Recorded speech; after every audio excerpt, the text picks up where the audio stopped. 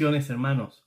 Pues seguimos con este mes de octubre con el tema del purgatorio. Recordemos que estos últimos 15 días de octubre lo estamos dedicando al purgatorio y queremos verlo pues desde diferentes perspectivas, desde testimonios de personas que han contactado con almas purgantes desde el punto de vista de la Sagrada Escritura, los Santos Padres, etc.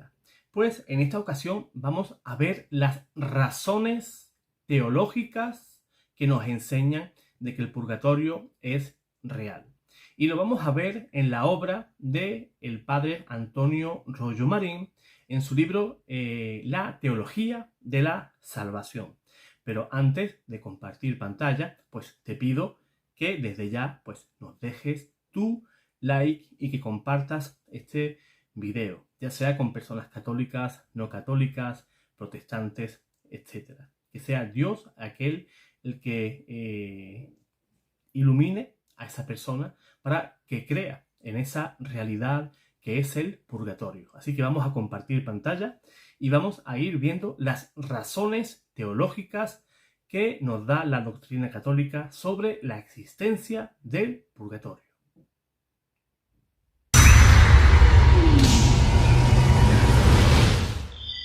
Bien, ya estamos compartiendo pantalla, estamos viendo imágenes del libro del padre Antonio Royo Marín, Teología de la Salvación. Pues bien, vamos a tratar de dar respuesta a las objeciones y también a mostrar la realidad del purgatorio desde el punto de vista de la razón teológica, ¿verdad?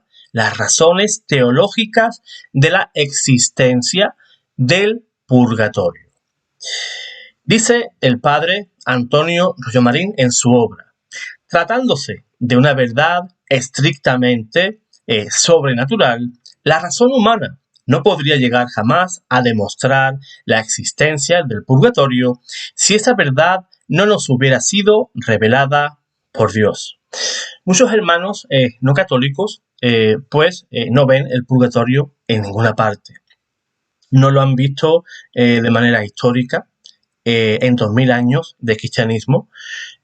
No reconocen el purgatorio o no lo ven, no lo observan en la Sagrada Escritura, pero desde la doctrina católica, desde una exégesis profunda de la Sagrada Escritura, la Iglesia siempre ha enseñado que el purgatorio sí está presente en la Sagrada Escritura y hay muchísimas razones bíblicas y escriturísticas para mostrar el purgatorio. Martín Lutero negaba esa posibilidad y el Papa León X en la bula en la cual pues refutó todas las herejías de Martín Lutero, Exsurge Domini, pues ahí el Papa León X pues demostró a Martín Lutero que la Escritura sí demuestra la existencia del purgatorio.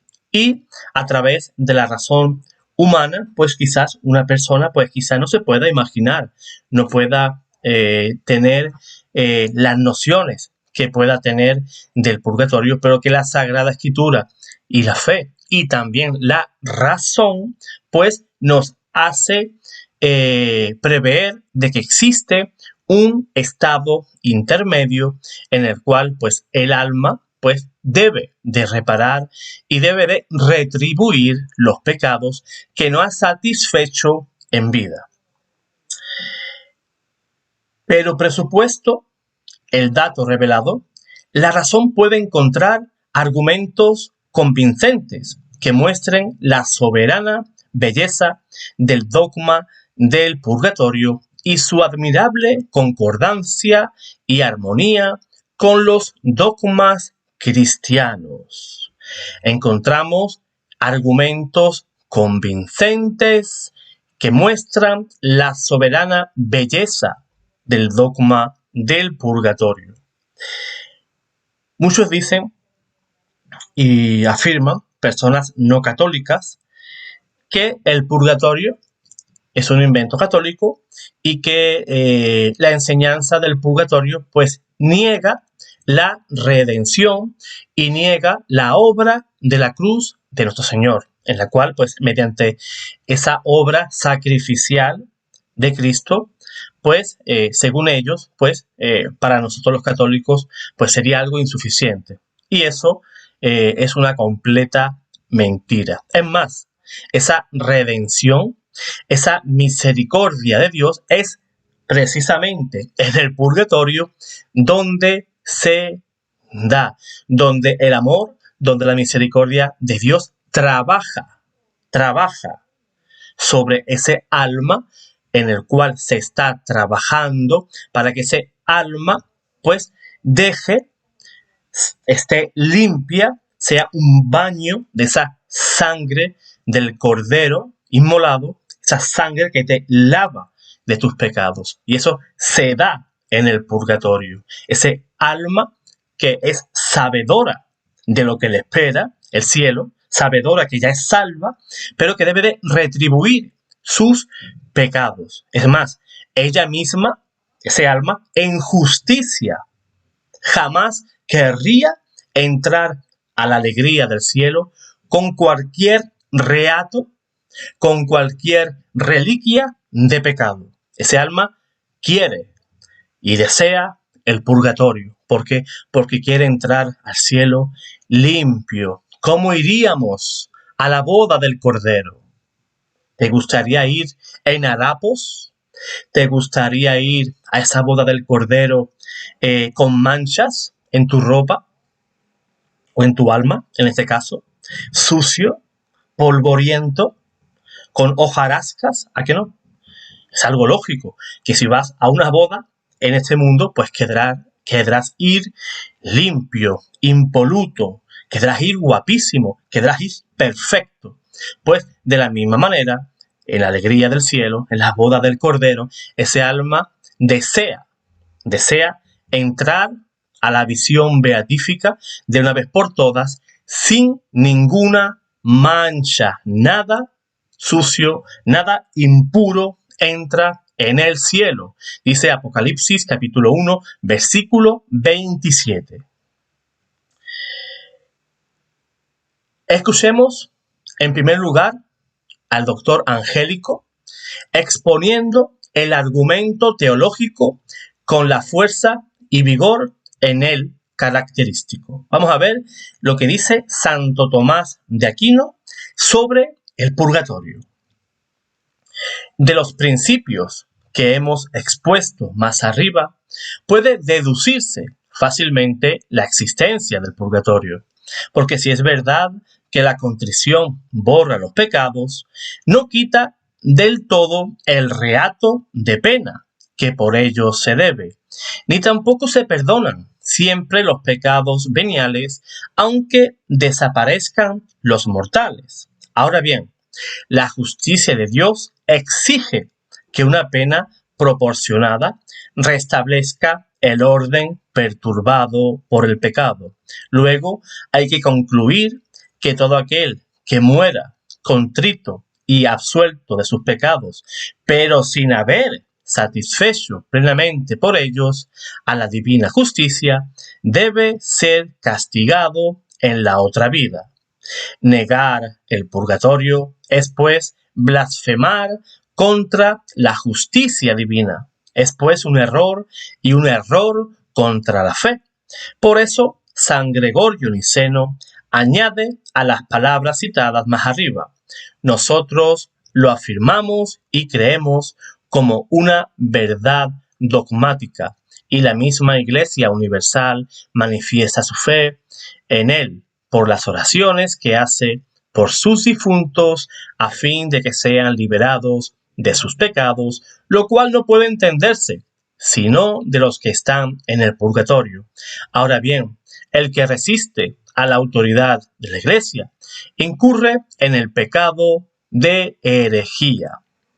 O sea, mediante la contrición, el sacramento de la penitencia nos borra el pecado, sí, claro que sí, pero no hemos retribuido ese pecado. ¿Qué quiero decir con esto? Un ejemplo fácil, sencillo. Imagínense que yo robo un banco. Yo robo un banco y me voy con el dinero. Me voy a una isla del Caribe, me lo gasto todo y cuando me quedo sin dinero, pues vuelvo a mi país de origen y pues voy al banco, pido perdón simplemente y me voy para casa. ¿Sería eso justo? Para nada. No sería justo absolutamente para nada. ¿Cómo podríamos recibir ese perdón plenamente? Pues reparando ese pecado. ¿Cómo? Devolviendo el dinero que he robado. Ahí podemos ver un claro ejemplo en el cual Jesús se encuentra con Zaqueo. Recuerden aquel que en su vida era una persona que dejaba dinero, era, digámoslo así, un prestamista, por decirlo de alguna manera, y prestaba dinero, pero luego se lo tenían que devolver con intereses, ¿verdad?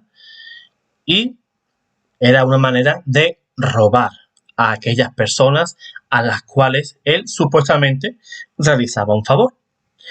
Pero cuando se encontró con Jesús, se encontró con él y arrepentido de sus acciones, ¿qué dijo ante Jesús? Jesús le dijo: vamos para tu casa, que hoy quiero almorzar contigo. Y estando allí, pues Zaqueo se arrepintió, tuvo ese encuentro personal con nuestro Señor y dijo: Señor, voy no solamente a devolver las cantidades que he ganado, sino que voy a devolver ese dinero en 3 o 4 veces más. O sea, ya está retribuyendo. Devuelve lo que él ganó más los intereses que él había pedido. O sea, él había retribuido por su pecado. O sea, y Jesús en ese momento, ¿qué le dijo? ¿Qué le dijo? Hoy llegó la salvación a esta casa. En ese momento en que Zaqueo dijo que devolvería, que retribuía por su pecado, el Señor dijo: hoy la salvación llegó a tu casa. Pues en el purgatorio, de la misma manera, cuando ya hemos retribuido por el pecado, entonces el Señor dice, o nos dice a ti y a mí: hoy la salvación ha llegado a tu casa. Pues bien, sigamos. En su magnífica suma contra los gentiles, establece Santo Tomás la prueba de razón sobre la existencia del purgatorio en la siguiente forma. Dice el doctor Angélico lo siguiente: sin embargo, se ha de tener en cuenta que por parte de los buenos puede haber algún impedimento para que sus almas no reciban, una vez libradas del cuerpo, el último premio, consistente en la visión de Dios. Efectivamente, la criatura racional no puede ser elevada a dicha visión si no está totalmente purificada, pues tal visión excede toda la capacidad natural de la criatura. Por eso se dice de la sabiduría que nada manchado hoy hay en ella. Y en Isaías se dice: nada impuro pasará por ella. Isaías 35, versículo 8. Y sabemos que el alma se mancha por el pecado al unirse desordenadamente a las cosas inferiores, de cuya mancha se purifica en realidad en esta vida mediante la penitencia y los otros sacramentos, como se dijo antes. Pero a veces acontece que tal purificación no se realiza totalmente en esta vida, permaneciendo el hombre deudor de la pena, ya por alguna negligencia u ocupación, o también porque es sorprendido por la muerte. Mas no por esto merece ser excluido totalmente del premio, porque pueden darse tales cosas sin pecado mortal, pero es lo único que quita la caridad, a la cual se debe el premio de la vida eterna, como se ve por lo dicho en el libro tercero. Luego es preciso que sean purgadas después de esta vida antes de alcanzar el premio final.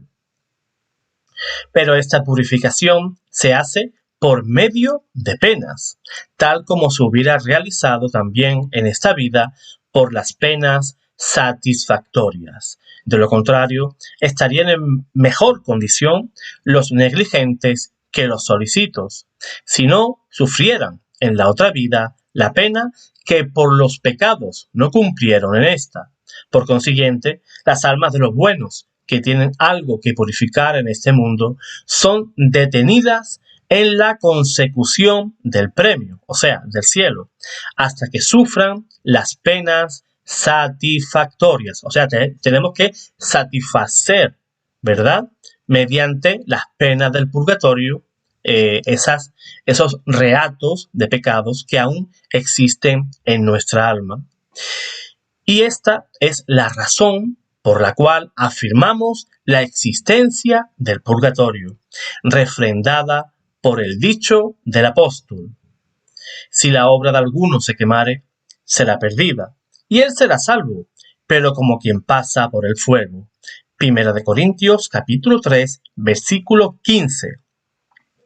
A esto obedece también la costumbre de la Iglesia Universal, que reza por los difuntos, cuya oración sería inútil si no se afirmara la existencia del purgatorio después de la muerte, porque la Iglesia no ruega por quienes están en el término del bien o del mal, sino por quienes no han llegado todavía.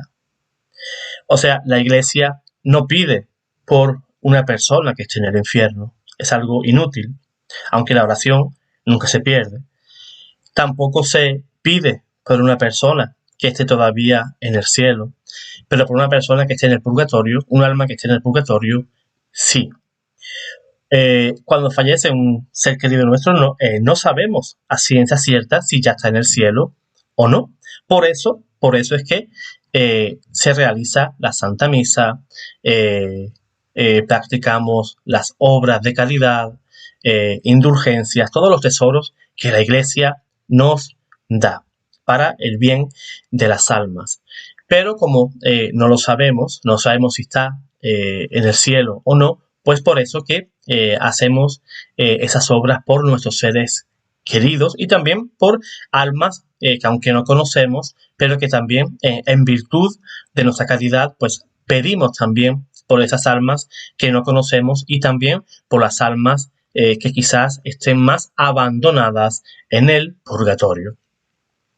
Los argumentos de Santo Tomás, tomados de la exigencia de la divina justicia, son definitivos y dejan zanjada la cuestión desde el punto de vista teológico. Pero para mayor abundamiento vamos a llegar al mismo resultado desde otros ángulos de visión de la razón teológica. Helos aquí. En primer lugar, un motivo, una razón teológica, es que lo exige la santidad de Dios. Como veremos, al hablar de la visión beatífica, entre los bienaventurados y Dios se establece una unión tan íntima y estrecha que el entendimiento humano se une a la divina esencia sin intermedio alguno de especie intelectual creada. Ahora bien, esta compenetración tan entrañable que salvo la unión hipostática ya no puede ser más íntima y profunda. Requiere en el ser creado, o sea, en nosotros, una pureza exquisita y una limpieza total. Por eso se dice que la justicia divina lo exige, la santidad de Dios lo exige. Y no se puede ser más íntima y profunda. Requiere en el ser creado, nosotros, una pureza exquisita y una limpieza total, como es evidente que en esta vida apenas puede concebirse tamaña integridad moral, parece cosa cierta que, a excepción de los santos que sufrieron el martirio o un largo purgatorio acá en la tierra, a base de las terribles noches del alma del que habla San Juan de la Cruz, la inmensa mayoría de los bienaventurados pasaron antes de entrar en el cielo por las expiaciones ultraterrenas. Es un simple corolario y mera deducción exigida por la santidad de Dios en contraste con la impureza y ruindad humana. O sea, solamente los santos que han podido sufrir ese martirio, ¿verdad? Ese derramamiento de sangre por su fe en Cristo, ¿verdad?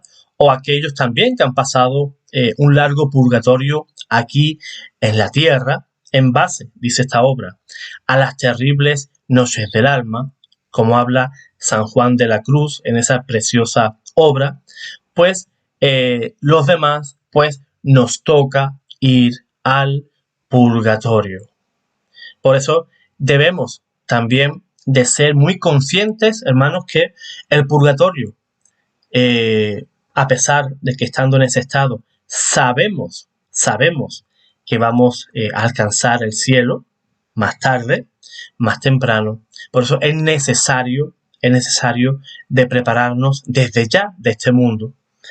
Somos débiles, inconstantes, impuros, somos ruines y pecadores.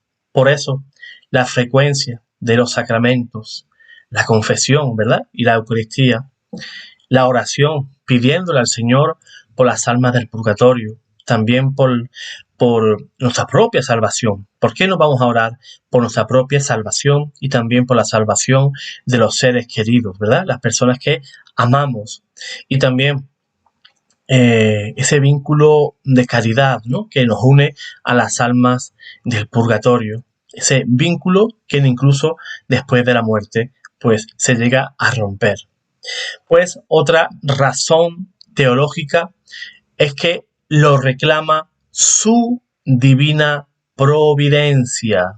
A la divina providencia corresponde facilitar a las criaturas sobre cuya frente brille el sello de Dios y que acertaron a lavar sus vestiduras en la sangre del Cordero. Apocalipsis capítulo 7, versículos desde el 3 al 14. El medio de poder comparecer ante Él enteramente purificadas y limpias. Como en esta vida es casi imposible lograrlo plenamente, es natural que la divina providencia les haya preparado un lugar ultraterreno donde puedan completar lo que les falte. En este mundo, hermanos, muy poquitos van a lograr el comparecer ante Dios enteramente purificado y enteramente limpio. A mí me causa terror, me causa pavor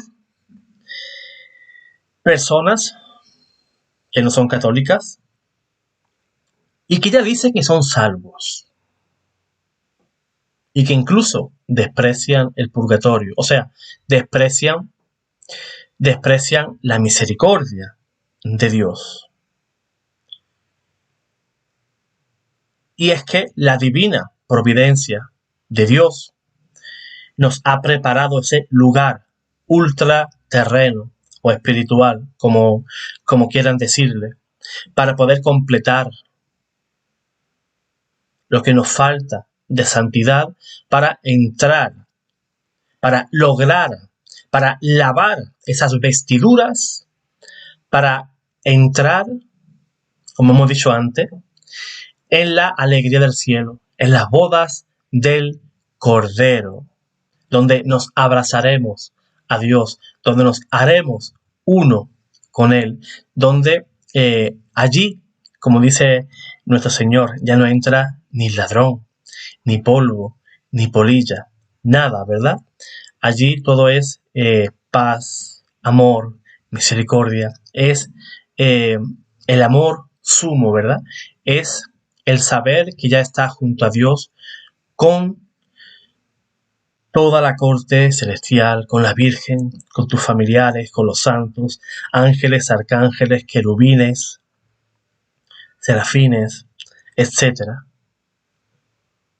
Para eso han nacido, hermano, para eso hemos nacido, ¿verdad? Para estar junto a Dios por toda la eternidad. No despreciemos el purgatorio porque el alma, y como hemos dicho, la santidad de Dios y su divina providencia así nos lo exige. Por eso, como veremos al estudiar los grandes consuelos que experimentan las almas del purgatorio, en medio del rigor de sus penas, están agradecidísimas a Dios por haberles proporcionado ese medio tan perfecto de purificación total y sufren gozosas los tormentos que las purifican y hermosean para comparecer ante Él enteramente resplandecientes y limpias. En muchas visiones de santos, incluso de laicos, han tenido contactos con un alma del purgatorio. No es que la gente invoque espíritus, es que Dios permite que ese alma haga acto de presencia ante un familiar, un amigo, que eso vamos a hablar también de ese tema más adelante. Y ese alma se presenta ante esa persona, ya sea en la vida de los santos o en un laico. Y a veces pues lo vemos triste, vemos a ese alma taciturna, vemos ese alma incluso con trajes, con harapos, con suciedad. Y nos pide, por ejemplo, que hagamos por ella, por su descanso eterno, misas, oraciones, sacrificios por esas almas. Y cuando ya se han realizado todas esas acciones, vuelve a aparecer ese alma ante la misma persona. ¿Y qué ocurre ahora? Pues viene ese alma a agradecer a ese santo. Como pueden dar testimonio la vida de muchos santos, como por ejemplo Padre Pío de Pietrelcina.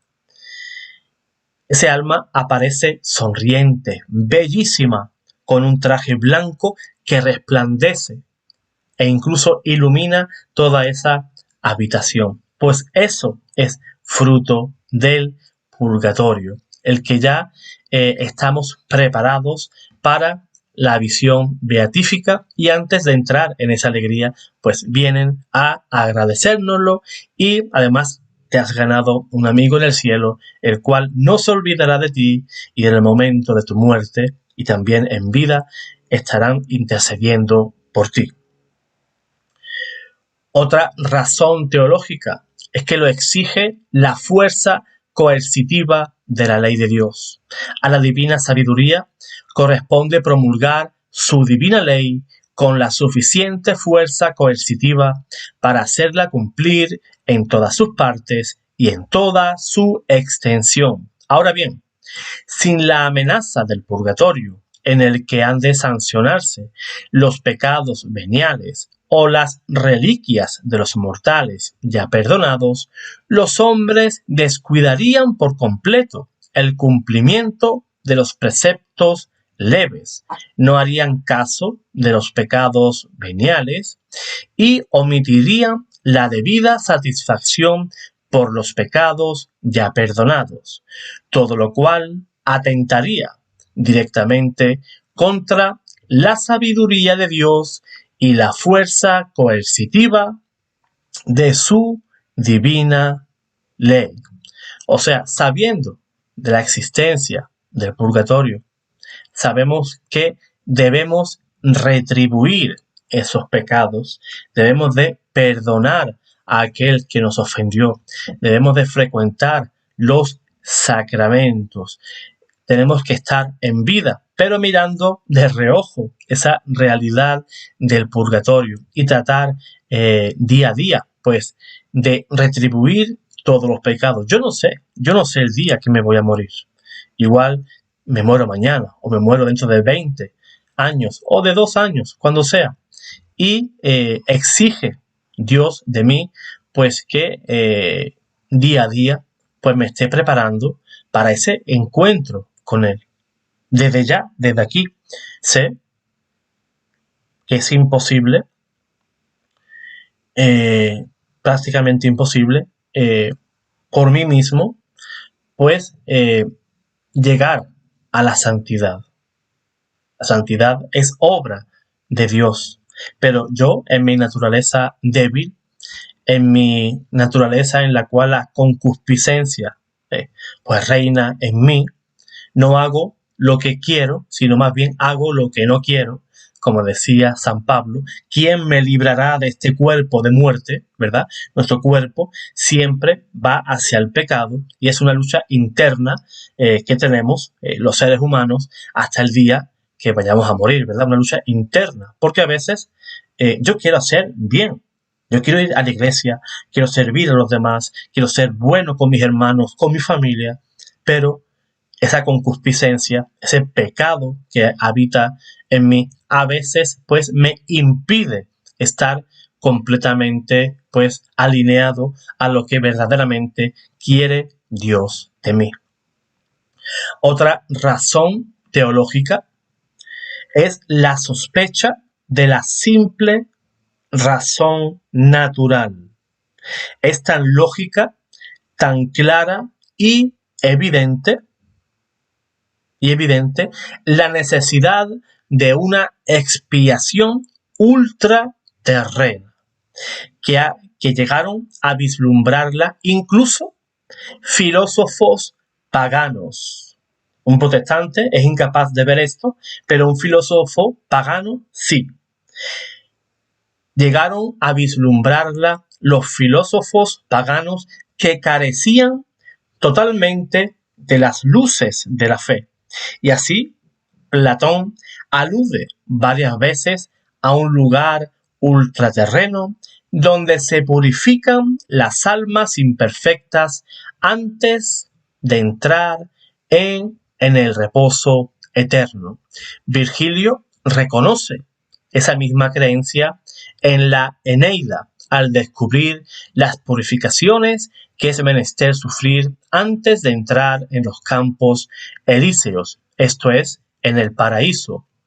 El filósofo Séneca, consolando a la noble Marcia por la muerte prematura de su hijo, escribe estas hermosas palabras que parecen más bien de un Santo Padre. Pero antes de leer eso, quiero hacer una aclaración.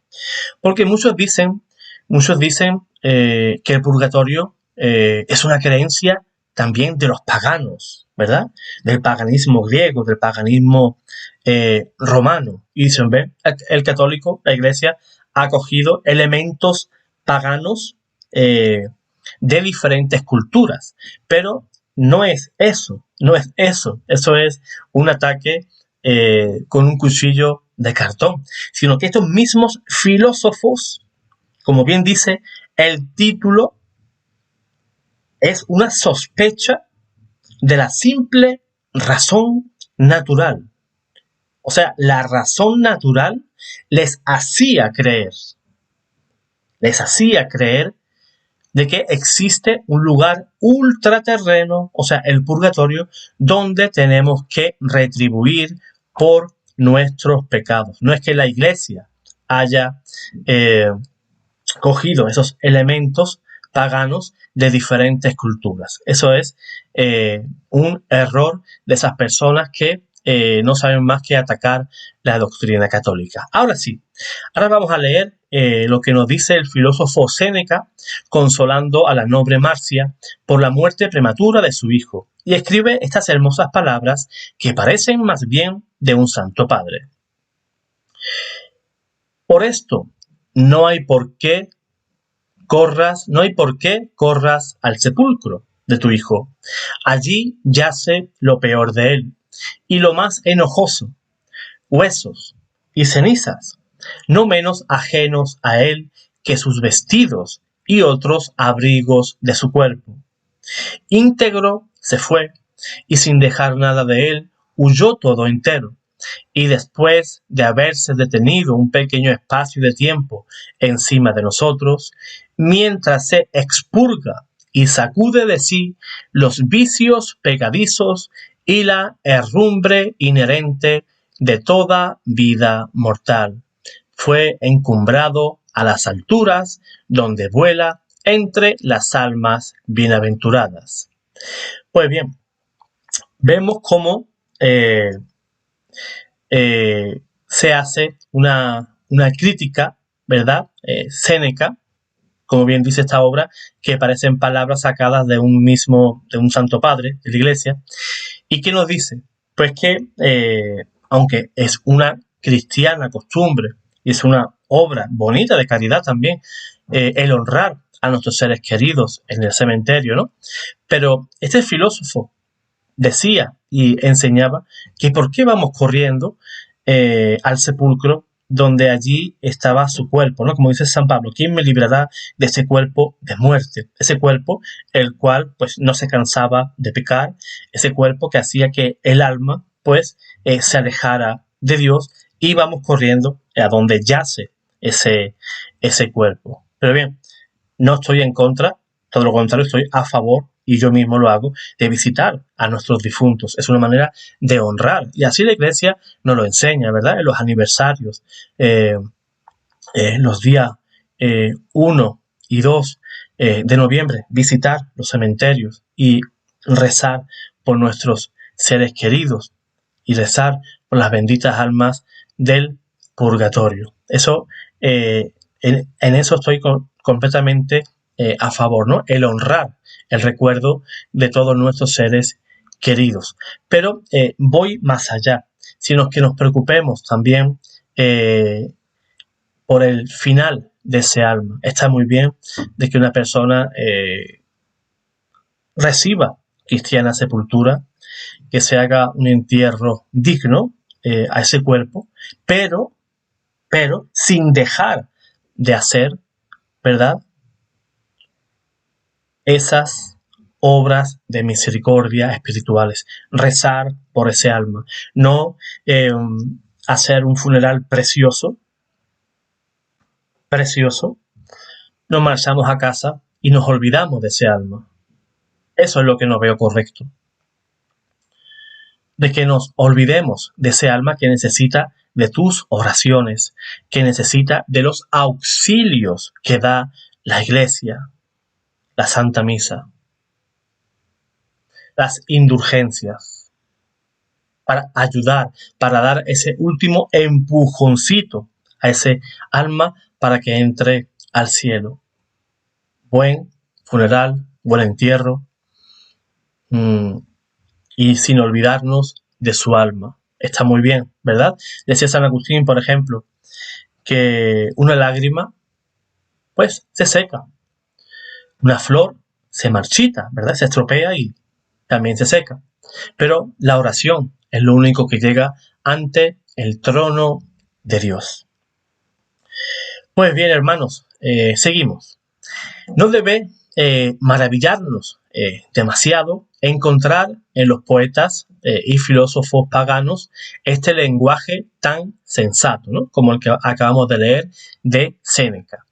Es que no ya el espíritu cristiano iluminado por las luces de la fe, sino el simple buen sentido natural advierte fácilmente que las almas rectas y buenas que han penetrado en el más allá son algunas imperfecciones, no pueden experimentar un castigo eterno, ni pueden penetrar en la recompensa final sin una previa purificación.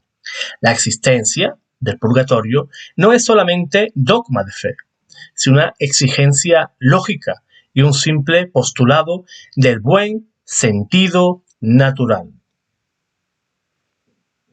Para redondear del todo la cuestión de la existencia del purgatorio, pues en el próximo video vamos a ver las principales objeciones y vamos a refutar esas objeciones lanzadas contra el purgatorio, principalmente por los reformadores protestantes. Una de esas objeciones, para que vayamos abriendo boca, es que la existencia del purgatorio no se puede probar en ninguna escritura canónica. Eso lo decía el doctor Martín Lutero. Pues a partir de esa objeción protestante, en el próximo video vamos a dar respuesta pues a todas ellas. Dios te guarde, Dios te bendiga.